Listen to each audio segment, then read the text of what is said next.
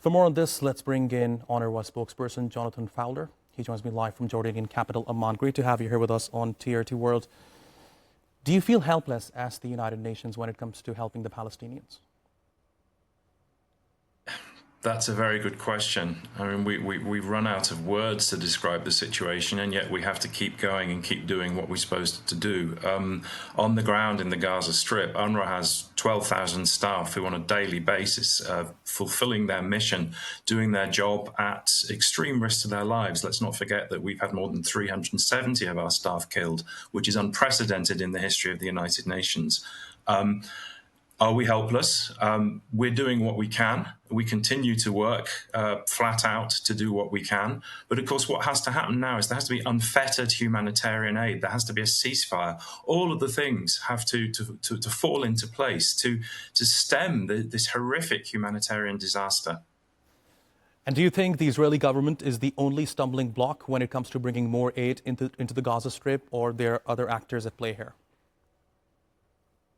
There are always multiple factors, but what it comes down to is that the policy choice made by the state of Israel to restrict the flow into the Gaza Strip of humanitarian aid. I mean, you cited in your introduction, you talked about the famine figures. I mean, all the data is absolutely horrific, and this is all a consequence of a situation on the ground where aid has not been allowed to flow in the scale required. I mean, it's as simple as that.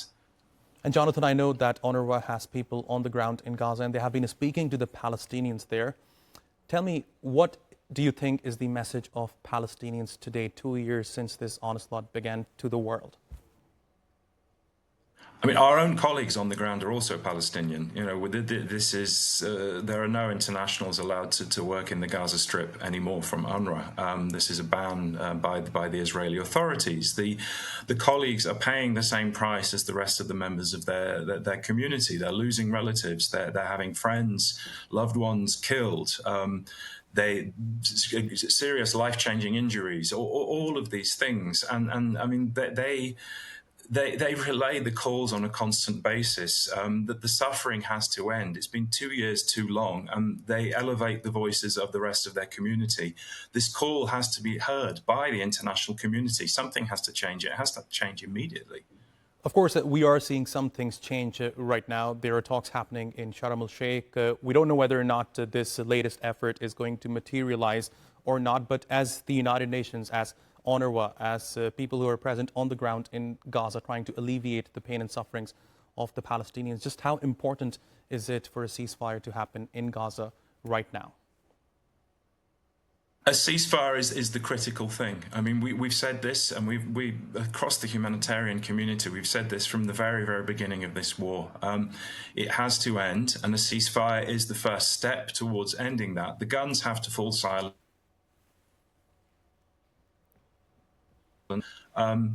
All the other pieces also have to fall into place. I mean, the hostages have to be released. Palestinian detainees have to be released. There has to be, as I said, unfettered delivery of humanitarian aid. And there has to be accountability for the atrocities committed on and since the 7th of October. All of these things have to happen.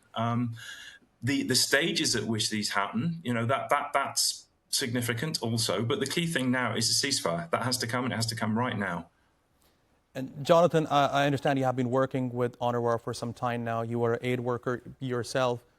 Have you seen, I want to get your personal thoughts on this, have you seen something of this magnitude since you started your career? I have not. Previously, I was a journalist, also operating in similar zones around the world with the UN. For example, I mean, in Ukraine and places like that, I've never seen anything like this at all. And colleagues who've been working in the humanitarian sector for much longer than I have, they all say that this is the worst situation that they have ever been confronted with, and that says something in itself, and that is, I mean, it's beyond shocking. Jonathan Fowler, thanks very much for joining me here on TRT World. Really appreciate your taking out the time.